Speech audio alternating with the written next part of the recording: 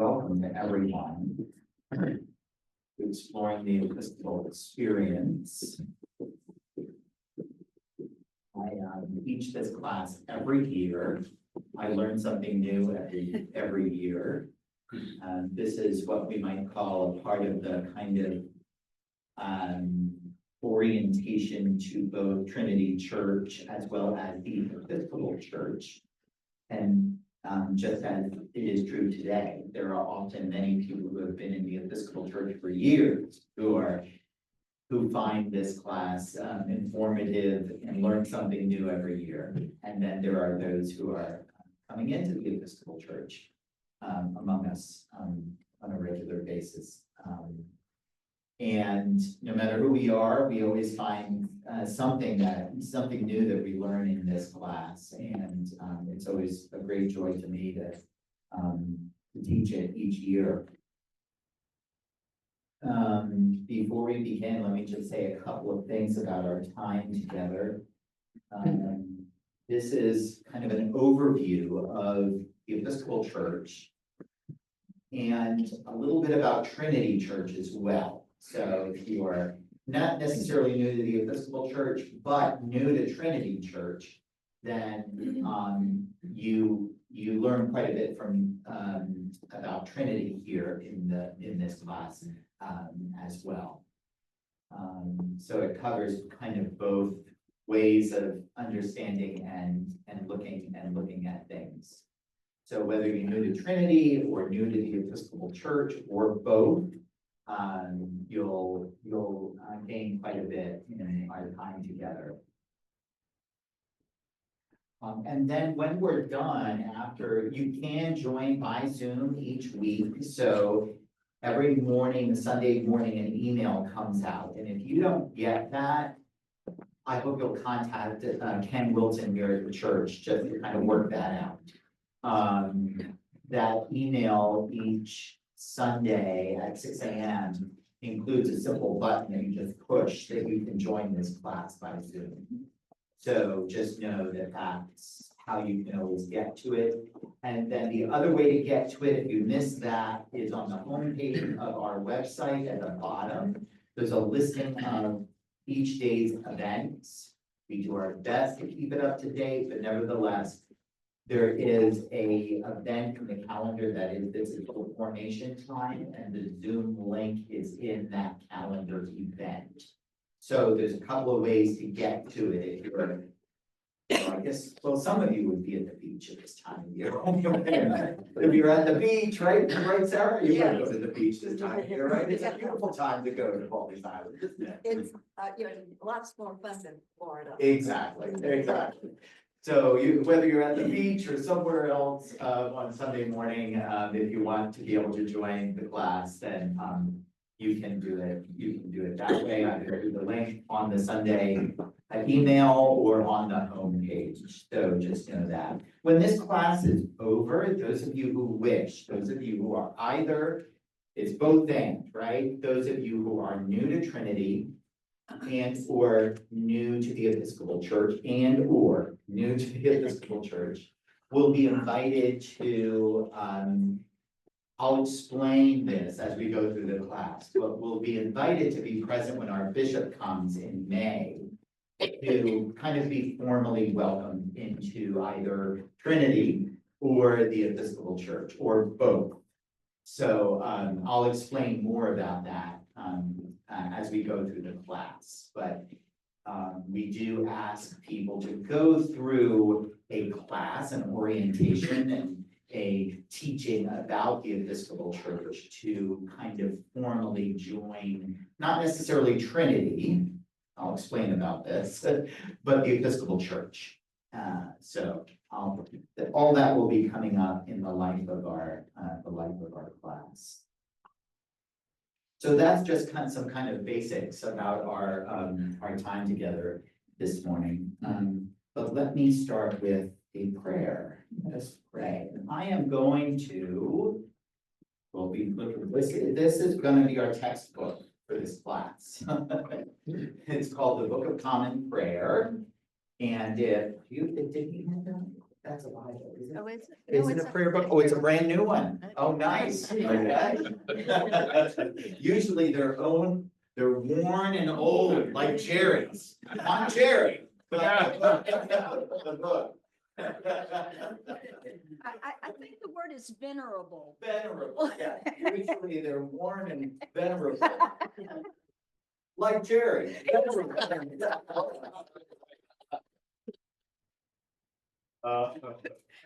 And mead, right? So I guess we have some new ones among us. We've had so many people in the pews, we need some new ones. So I guess that's where it is. So I am on page 815. And this is by way of me describing that there are a whole bunch of prayers in the Book of Common Prayer. And they are all available to all of us for any situations we might be facing in life. And this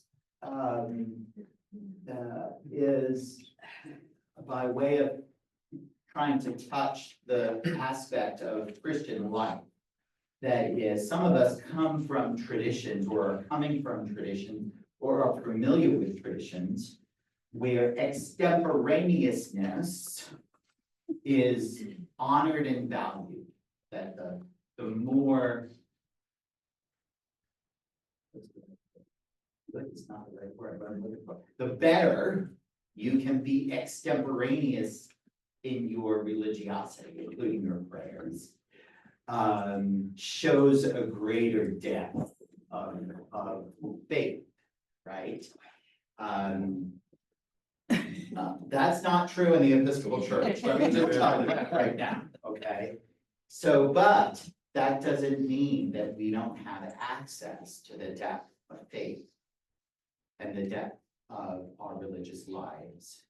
And so, as a matter of fact, so much of Christian prayer across denominational life finds its genesis in the book that you are holding, the Book of Common Prayer, which is the first book of prayer written in the English language. So much of the prayer life of Christians in English finds its rhythms and its genesis in the book that you are holding. So page 815, we are praying for the human family. Oh God, you made us in your own image and redeemed us through Jesus, your Son. Look with compassion on the whole human family. Take away the arrogance and hatred which infect our hearts. Break down the walls that separate us. Unite us in bonds of love. And work through our struggle and confusion to accomplish your purposes on earth, that in your good time all nations and races may serve you in harmony around your heavenly throne, through Jesus Christ our Lord. Amen. Somebody else is trying to join us here. Let's see.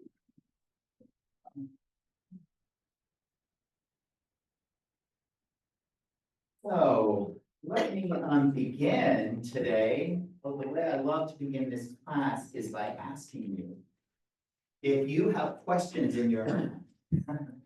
I'm going to write them down.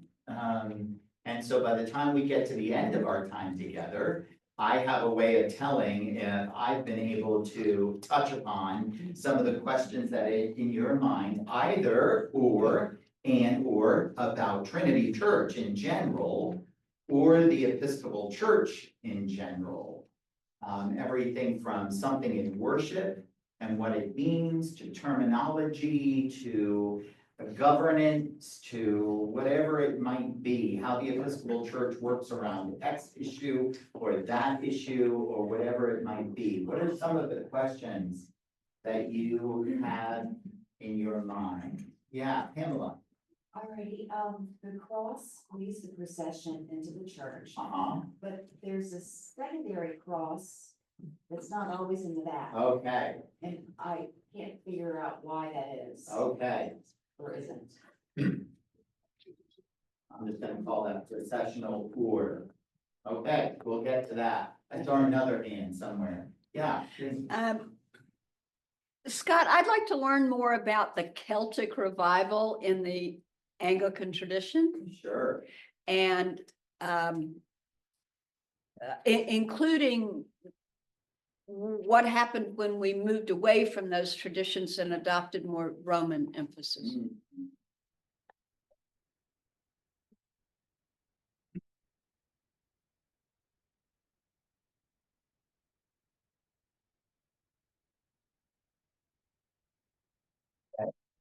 Great.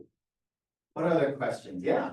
I'm curious about the times where the celebrant faces the congregation. Okay. Yeah. When the celebrant has their back. to the Okay. congregation. I'm gonna call that add. Call that. Okay, excellent question. What are other questions? Yeah, Mike. What about the hierarchy? I've always wondered the exact hierarchy or the essentially the chain of commands from the top to the bottom or the bottom to the top. How the church is actually set up. Okay, perfect. Great question. Yeah. I don't know how to phrase it.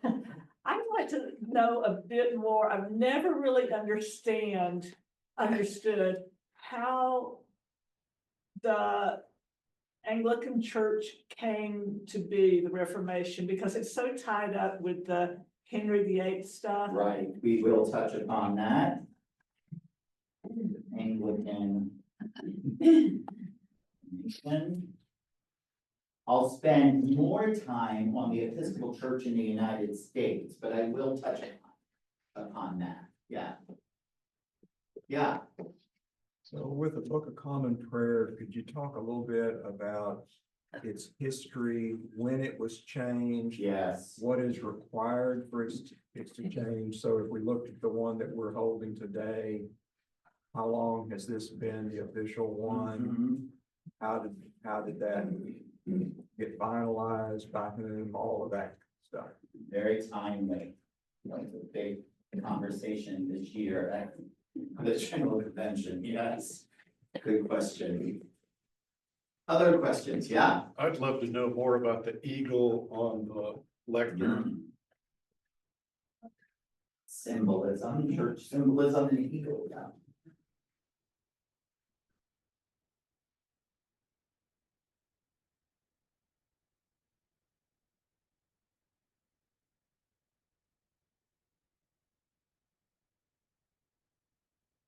Yes. Yes.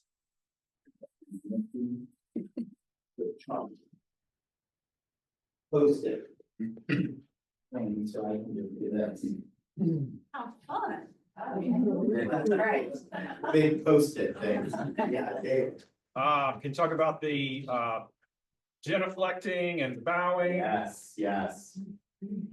high, low, Yeah. broad?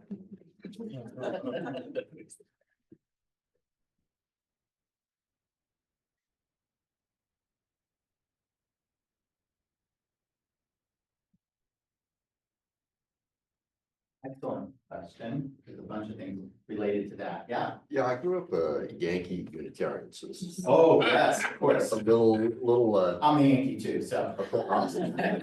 Uh-oh. so this is a little bit new. I sort of wanted to start a little more with the basics. and Yeah, absolutely. Understand what Episcopalians really believe. Yeah, Um, yeah. you know, where sort of fits in relative to different denominations. I was just in the heart of Unitarianism in Boston for a little while. Yeah, Cheryl. Speaking of theology, and I've asked this before, and I'm still confused. Okay, Predestination, as okay, long as we're talking about theology. yeah. Yeah. All right. As distinguished from Presbyterian views on the subject. Well, that is Presbyterian. I know, so what is the Episcopal Church position on this stuff? Yes, okay, yeah, well, like everything, it's kind of like, sort of, kind of, but I'll get to it. That's a great Yeah, question. maybe you could just talk about the relation of Calvinism to Anglican theology. Yes, I will get to that when we talk about the Reformation. Yeah, okay. Dave?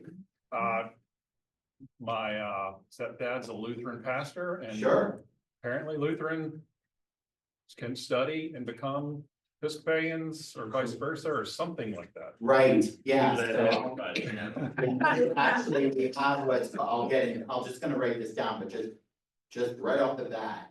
What I think you're referring to is that the Episcopal Church in the United States has an agreement with the Lutheran Church of the United States, which allows cross service between clergy. So I could serve in a Lutheran parish, a Lutheran could be the minister of Trinity Church. And a number of things were required for that to be the case, and I can just touch upon that. Yeah. Which Lutheran church? Because there's a whole. Correct. Yes. Thank you very much. Thank you. ELCA, not the Missouri Synod, but ELCA, yeah, right, so, okay, yeah, Different Episcopals too. yeah.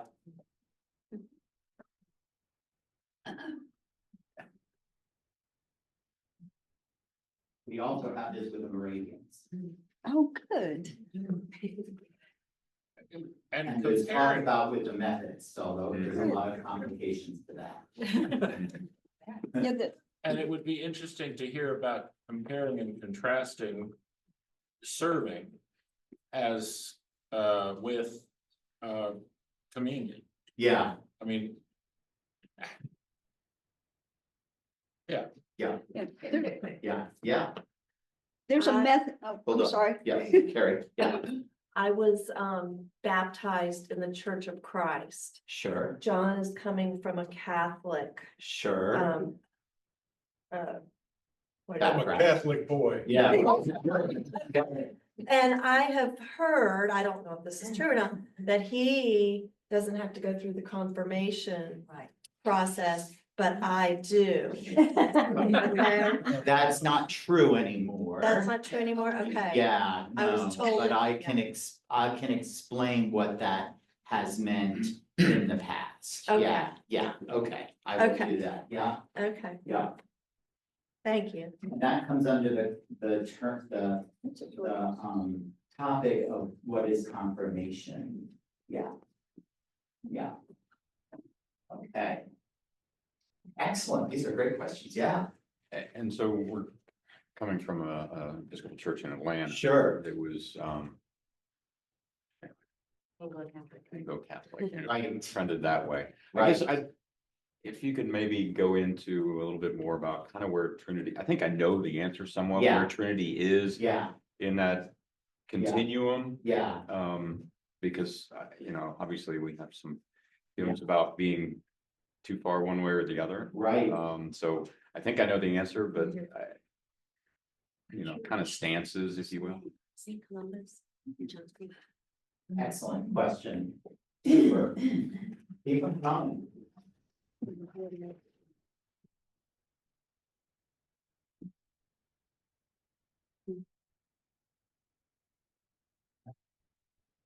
What else? Yeah, It's not even covered under hierarchy, but like, when there's like a decision made to the whole Episcopal Church. yeah, How does that happen? Yeah. What's the, yeah, how are big decisions made across the denomination? yeah. All that decision tree.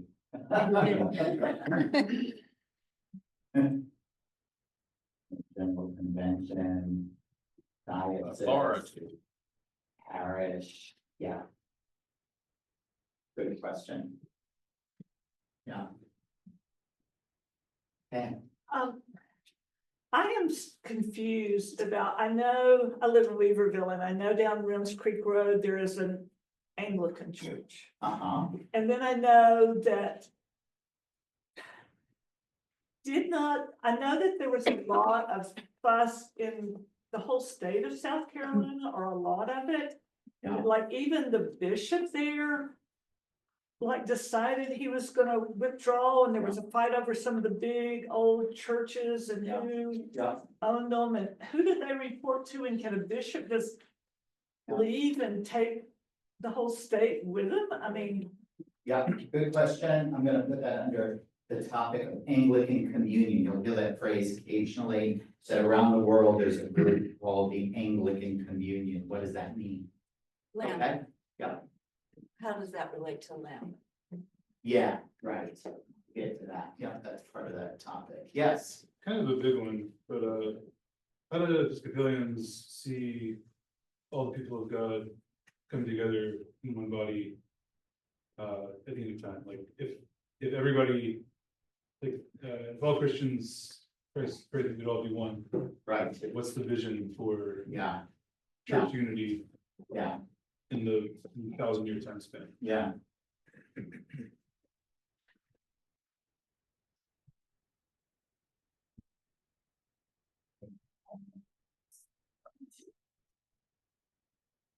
Good question, yeah. What else?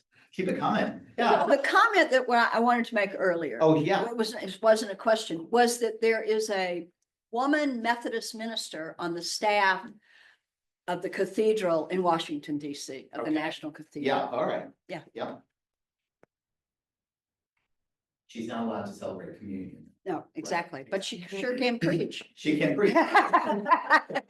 Correct, that's correct, yeah. What else comes to mind? This is a good start, but, yeah, Sorry. not at all. Go Uh, ahead. Communion has been served to my kids who are 3 and 5. Yes, Not how things would have happened in the Presbyterian church I grew up in. right, So what's the view on right, communion, who receives? yeah, yeah, yeah. Good question. True Episcopal Church. What? That's changed in the Episcopal Church as well. Yeah. Excellent question. What else?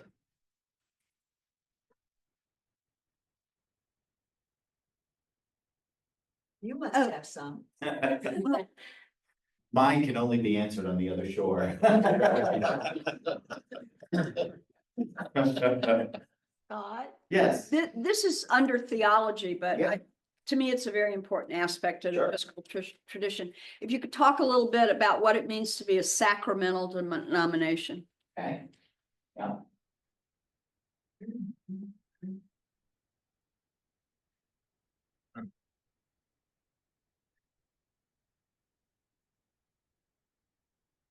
Okay. Scott, Excellent. this is Sandra Finley on What chat. else? Scott? If you could talk about the view of the Episcopal Church on scripture, especially as compared to other denominations who have different views. I grew up in what you might call a fundamentalist / evangelical church. Yeah. It's a good question. It usually comes up earlier in the list. Can Yeah. someone hear the Uh, chat? Okay, When I was growing up in. am I gonna have to create another page? That's what I'm. Yeah, I'm That's what's pretty going wrong. on in my mind right now. When I was growing up in the Episcopal Church in Atlanta, it was very socially elite. Okay, And it has changed a great deal during my lifetime. okay, And I would like for you to address the increasing inclusivity of the Episcopal Okay. Church. all right. I think I can put that down here. Okay.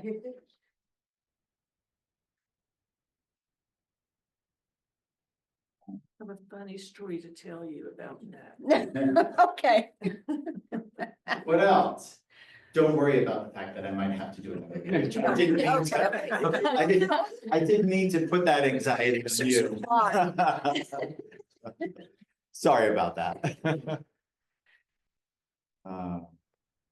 Anyone? Could we ask a question via Zoom? Super. Well, this is a- yeah. Other questions will arise. Other questions will arise. That's why these pages are gonna come out every week. And we're gonna have these before us every week. So that, we can all hold each other accountable, and you can hold me accountable on whether or not I actually was able to, address, your questions. And you can remember, if you're anything like me, you can remember the question you had. Let's, it's 10 o'clock. So let me just start with some general information about our time together and where we're gonna go and lead. And some, kind of this must be a new prayer book too, because it still has the UPC code on it. Everything has a UPC. I do think somebody should have taken this off. In part of worship, but. Apparently, I'm the only one who thinks that. The gift of Gugon. Yeah. Yeah. Exactly. They took it off of one and then they were like, never mind.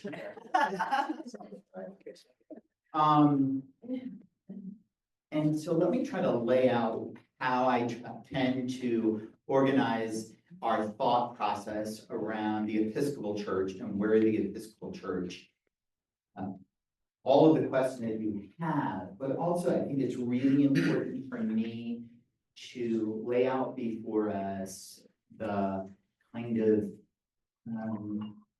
in order to talk about the Episcopal Church, I do believe it's important. And I know that some of what you're looking for is how does it compare and contrast to either the experience that you're coming from or other Christian experiences that you're familiar with, even if it's a different Episcopal church, right? So what I'm going to do is locate the Episcopal Church in the spectrum of Christianity. And when I do that, I start with a disclaimer. And I'll do that by pointing you to this page in the front of the Book of Common Prayer, the title page, if you will.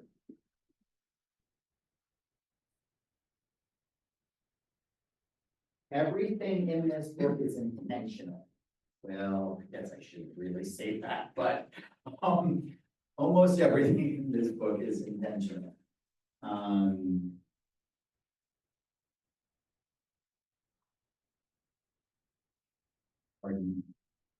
You will see, and I want you to notice how it's worded. The Book of Common Prayer and administration of the sacraments and other rites and ceremonies of the church, together with the Psalter or Psalms of David. There's an entire book of the Bible in the Book of Common Prayer, the Book of Psalms. According to the use of the Episcopal Church. So what does that signify to you? According to the use of the Episcopal Church.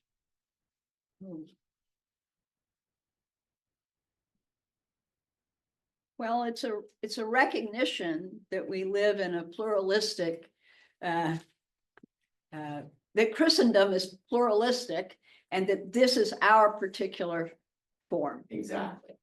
So right out of the gate, the Episcopal Church recognizes that there are other forms of Christian worship and life. So that's an important thing to recognize about the Episcopal Church. We recognize that we are one denomination in the body of Christ. So I think that's important because not all denominations operate that way in a number of different levels, right? Among Protestantism, among what we call the Western churches, the Roman Catholic and Orthodox churches, many Christian denominations don't go there, right? That this is the denomination that brings one to salvation, right? Mhm. A number, not all, but a number of Christian denominations kind of operate that way. Right? So my disclaimer in locating the Episcopal Church is that when I compare and contrast the Episcopal Church to a different denominational outlook, I'm not imposing a judgment on those different denominational outlooks. Now, I may point out how I agree or disagree, or the challenges of some other ways of looking at the Christian life. But don't hear my comparing and contrasting as a wholesale condemnation of other Christian denominations. I may think that this theological point is I may compare a theological point to another kind of Christian tradition and describe why I stand in this theological way of outlook. But that doesn't mean I give a wholesale condemnation of the other denomination. Does that make sense? Yes. Okay. Because I will be doing, just as is embedded in the questions you've asked, I will do some comparing and contrasting between the Episcopal Church and either other denominations or other theologies and ways of looking at things. But just as we see on the title page of the Book of Common Prayer, we recognize that this is one branch of Christ's church. Yeah. If we were in England, would they use the same book, or would it have to be approved by the Archbishop of Canterbury? Good question, good question. The Church of England is a separate denomination in whole. It's a completely separate denomination. We are cousins, but you wouldn't let your cousins decide what you do in your family, would you? Right? You may get together for a family reunion, but they're not gonna decide how you operate your family, right? So, Boundaries. right, so the Church of England is a completely separate denomination. We're cousins, and we have, that's the title Anglican Communion over there. I'll say more about that later. We have a connection as related family, you might say, but we are a separate denomination. So the Church of England has a separate Book of Common Prayer, as does the Anglican Church of Canada and the Anglican Church of New Zealand and the Anglican Church in South India and all around the world. Okay, all of them are separate denominations. They're related through the English Empire, but they're separate denominations. If you find somewhere in the world, you may find both an Episcopal church and a church that is still the Church of England, right? But those would be separate denominations. So that's an important piece for me to start. Any questions about that? Comments? Do Yeah. each of these send missionaries under their names? They do, yeah. Yeah, so you could find an Episcopal mission and a Church of England mission in the same Correct. town. You could say, yes, you could find, you tend not to find, the principle is that there are no, there, in a certain geographical area, there's only one Anglican Church of the Anglican Communion. But there are some specific places due to the anomalies of church history where there's a Church of England church and say there's a number of Episcopal churches in Europe. And there's still a couple of Church of England churches in Europe due to the cultural heritage of the empire. But there is generally one authorized Anglican denomination in a geographical area. Yeah. Yes. If a fully authorized English Anglican priest came to the United States, would he be authorized to celebrate communion in the United States? Yes, but he has to get permission from the bishop. But if somebody from one diocese in the United States went to another diocese, he also would have to get, or she would also have to get permission. Correct. Correct. Yes, that's correct. Yeah. So let me go, questions there. All right. So what I'm going to do then throughout this course is locate the Episcopal Church in the spectrum of Christian denominations. And I do that by kind of starting with Roman Catholicism all the way to kind of free church Protestantism, right? Free church Protestantism is an amalgamation of different types of denominations, everything from Baptist to a whole group of denomination, almost always kind of congregationalist in nature, right? And so you've got this spectrum of Christian denominations across the span, if you will. And I'm going to help try to locate the Episcopal Church, and it can be different places depending on what we're talking about. It can be different in terms of liturgy. We might locate the Episcopal Church more over here. It can be different in terms of theology. It can be different in terms of the theological point, if you will. But that's how I'll kind of talk about the Episcopal Church and the questions that you have mostly for the Episcopal Church. And yeah. Would Messianic Jews fit into that spectrum? Oh, you always have to throw in a wrench, Sarah. Sorry. You don't have to. Oh, what bucket would I put that in? Gosh, I might put it in the same bucket as Latter-day Saints. You know, I don't know, in terms of, not that the two are similar, Yeah. but and it's really kind of a separate kind of bucket. Yeah, if you would. You can leave it. Yeah, okay, yeah. So Latter-day Saints and Messianic Judaism really almost don't fit in the kind of spectrum that I'm talking about. Jehovah's Witnesses, Seventh-day Jehovah's Adventists. Witness, Yeah. Seventh-day Adventist. Yeah. Not necessarily Unitarianism, because it grew from this Roots. this spectrum. Yeah, yeah. Good questions. Wow, you guys are great. All right. So let me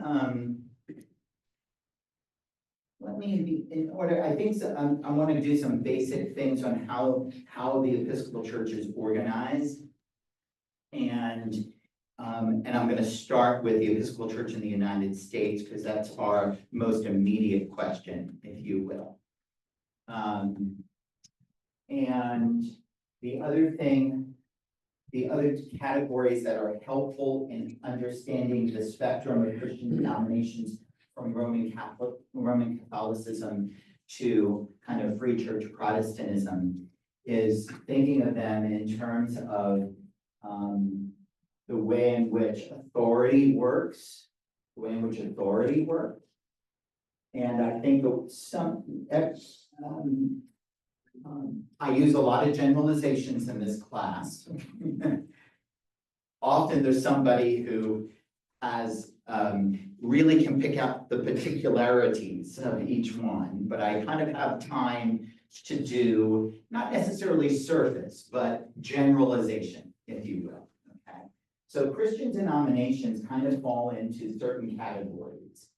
And some of those categories are, and the ones that I think are the most helpful, are what we call magisterial denominations, and then what we call confessional denominations, what is self-described as biblical. In other words, congregations that say the only authority they have is the Bible, right? Now, of course, you and I might know that, Mr. So-and-so has a lot of authority in this organization, right? But they self-describe as biblical in terms of authority, right? And then I would say, the place that the Episcopal Church falls into largely is not completely, but liturgical. Liturgical. So you can kind of look at the denominational structures of Christianity in one of these kind of categories, if you will. So let me describe what those categories refer to. Magisterial simply describes a kind of a denominational kind of structure that says there's a group of people who know the magisterium, the majesty. They have the authority for the church, right? And they are able to set the authority of the church. And so the denominations that fall, generally speaking, in that category is Roman Catholicism, right? You have the College of Cardinals. You have the Bishop of Rome, the Pope. There's a lot of misunderstandings about the Roman Catholic structures. They are different than the rest of Christianity. But nevertheless, there is a College of Cardinals who make a lot of the kind of decisions, if you will, for the life of the church.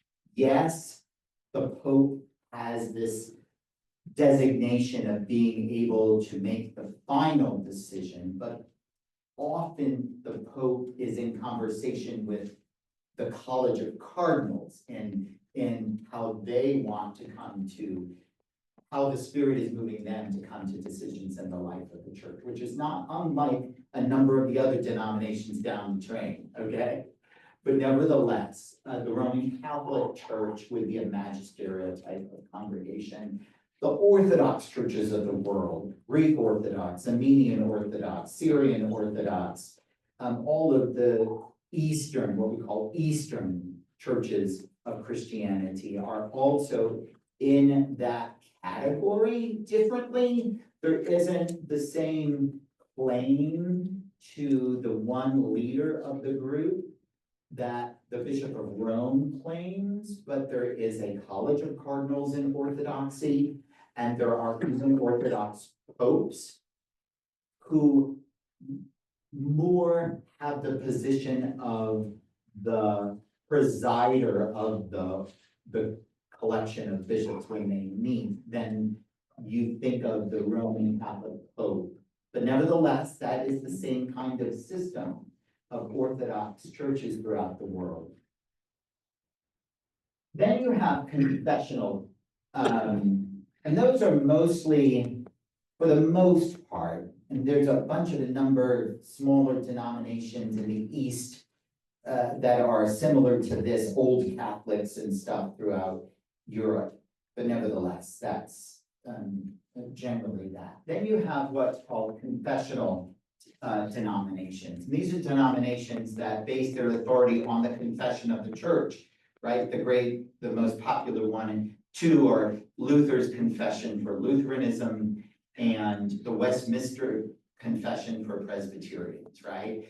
The denominational groups got together and they wrote out a confession. If you want to be a member of this denomination, and this sounds much more simplistic than it actually is today. If you want to become a Presbyterian, they're not going to grill you on the Westminster Confession. So I don't mean to, but nevertheless, this is where generally today, even today, generally speaking, to be formal about it, the Westminster Confession is the authority of Presbyterianism, for example. And Luther's Catechism is the authority of Lutheranism. That's where, push came to shove, where would we go to find the answer to these questions? And we would go either to Luther's Confession or to the Westminster Confession. So kind of confessional denominations. Lutheranism, Presbyterianism, Methodism, the book of discipline in Methodism would be the confession of the denomination, right? So kind of confessional ways of looking at how the church is organized and where the authority comes from. Then you have denominations, again, kind of self-describe as biblical. They would say, if you ask them, where does your authority lie? They would say the Bible, Now, even they have disagreements about what the Bible says. And in the end, they have to hammer that out. So internally, there's a way of coming to a conclusion about what the Bible says. But there it is, right? So there's a group of Christian denominations that would self-describe themselves as the authority comes from the Bible and the Bible alone. You've probably heard that type of phrase before. And these denominations tend to be almost completely congregational in nature. Now, there is a denomination called the Congregational denomination, but that's not necessarily the only thing I mean here. I mean that I know there's some Baptists among us, so you know more than me, but in the Baptist tradition, the congregation is the body that makes decisions for the church, right? It's a congregational in nature. So there's congregational meetings that make decisions for the life of the church. And on paper anyway, each congregation is its own authority. That even though there are many congregations within the Southern Baptist Church, and that they do get together to make decisions for who can call themselves a member of the Southern Baptist Church, they kind of like to see themselves as each congregation is independent and can make its own decisions about how it operates. So that's congregational. So for example, when the church is calling a new minister in the Baptist tradition, the whole congregation will get together and listen to all of the candidates. And the whole congregation can decide who's going to be the next minister. That will not happen at Trinity Church because we're not a congregationalist system. The members of Trinity Church meet once a year in an annual meeting, and they elect members to serve on a vestry. It's an old English term that just means what it actually meant was it was a room. So in England, they still use this term for a room where the leaders of the church meet. And which came to be understood as the term for the executive board, so to say, right? So the vestry. So once a year, members of Trinity Church get together in an annual meeting to elect members to the vestry. But by electing members to the vestry, you are electing them to act out of the wisdom that God gives them. They do not need to come back to the congregation to ask their permission to make decisions. The vestry makes all of the decisions for the temporal needs of the church. the building, the money, so on and so forth.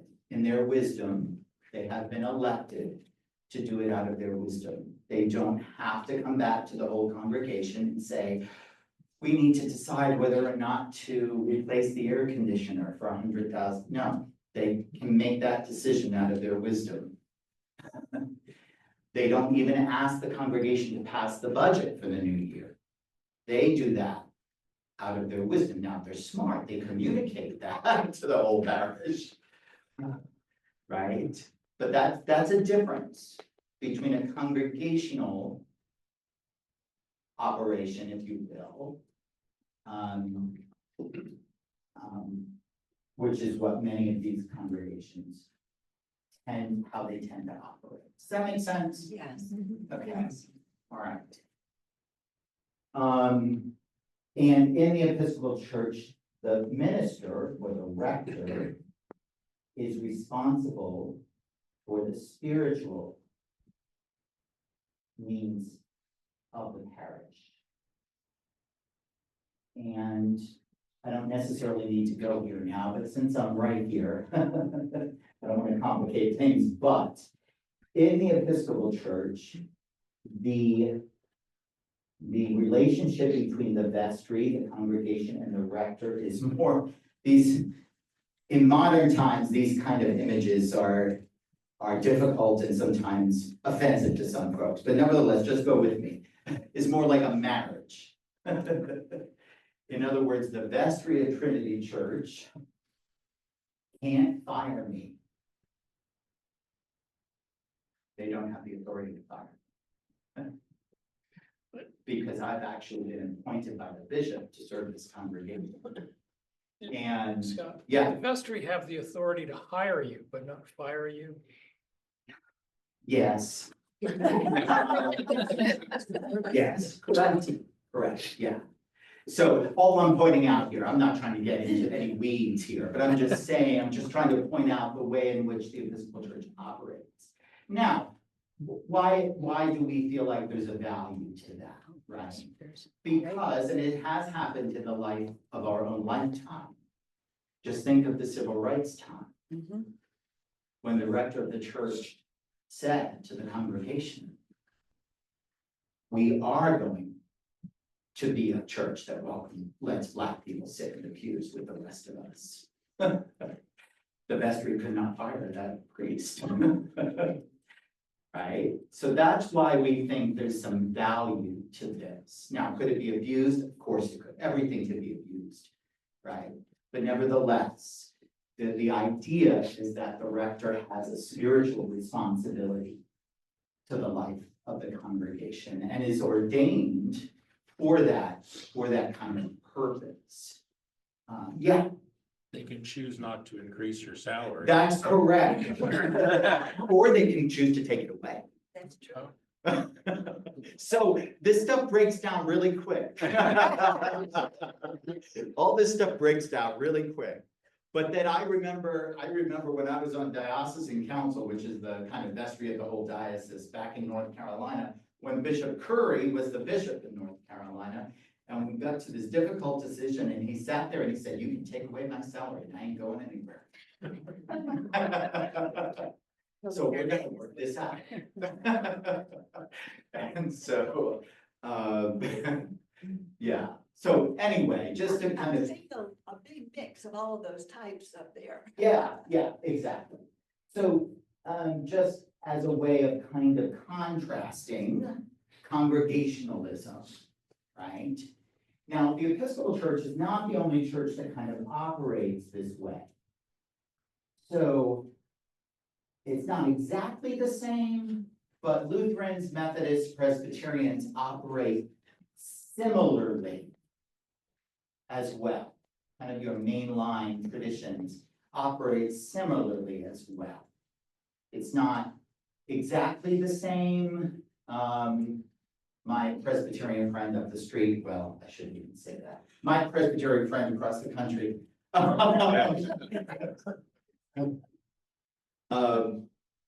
When they have a challenge with a staff member, for example, I say, well, why don't you just fire them? Because I can't. The Human Resources Committee of the church hires and fires people. And I said, oh my God, how do you do that? Whereas, oh, sorry, for me, in the Episcopal Church, the rector is in charge of the staff. So I have the complete authority to hire anybody I want or let anybody go that I want. Now, I'm not trying to raise that up, it's a big thing. I'm just saying, I'm just pointing it out as kind of how things are a little different in how, even though there's some similarities, right? So in the Methodist Church, they have a Presbyterian Church, they have a session, what's called a session, which is the same, similar to the vestry. And the Methodist Church, they have a conference, which is similar to a vestry. So there's some differences and some similarities. Yeah. So since we're on the subject. Yeah. Could you just put a little more meat on the bone as far as how it works at Trinity? Like, so, like, do you run the vestry meetings, for instance? Do you, do you push for consensus of the vestry on votes? Oh, Now, sure. what's the, how close are you to the? So those come down, that comes down to the character of the clergy, individual clergy. Sure, person. sure. Except that it is in the canons that the rector runs vestry meetings. Okay. Yeah, so that's part of the kind of, and in the rector's absence, the senior warden runs vestry meetings, yeah. And then personally, I do operate by consensus. You know, and if we can't all, if the whole vestry, we have a 15-person vestry at Trinity. Most congregations have 12, many congregations have 12. There's over 12. But we have a 15-person member of the vestry, and you know, I just feel like if there's somebody in the group who really doesn't agree with something, we have some more work to do. You know, that's kind of my way of leading. Yeah. How long do they serve? Good question. 3 years. There's 3 groups of 5, and each group is serving 3 years at a time. Yeah. Yeah. Good question. Yeah. So when you say you are the person that hires and fires, you mean Amy and Mike, or Amy and Mike and Kevin, the organist, and Everybody. secretary? Everybody that gets paid. Now, like, I always get members of the parish together whenever we're hiring new people. If I thought somebody was not doing their job, I would get members of the parish, the vestry together to review this and talk about it and decide what to do. So, yeah, I don't operate as. When we hired Amy, We had a you search had to committee. go through the bishop and say, oh, I think we need an assistant rector here. Yeah, no, I don't have to ask the bishop if we need an assistant director, as long as we can pay for it. No, we're not asking the bishop for money for it. But clergy persons, I'm gonna stop here, in the Episcopal Church, clergy persons, just as in the Methodist Church and in the Presbyterian Church, are members of a diocese. So I belong to the Diocese of Western North Carolina. I am under the authority of the Bishop of the Diocese of Western North Carolina, and the Bishop of the Diocese of Western North Carolina could prevent me from working in a different diocese. If I want to work in a different diocese, I have to be formally handed over to another bishop. So, yes, Amy came from a different diocese, so if the bishop reviewed her materials and said, I don't think she's qualified to serve in this diocese, you cannot hire her. He could do that. But that's very rare type of situation. Well, I'm trying to set up the baseline for our conversation about locating the Episcopal Church within Christianity and the way that Christians set up their life together in general, and how we both make decisions, how our theology is similar or not, how our liturgy and worship is either similar and or different, and why that might be. So I will see you next week, where we will continue this conversation. And as I say, all of your questions will come back out next week, and we'll continue to try to make sure that we touch upon all of them. So if you think of new ones, please bring them next week.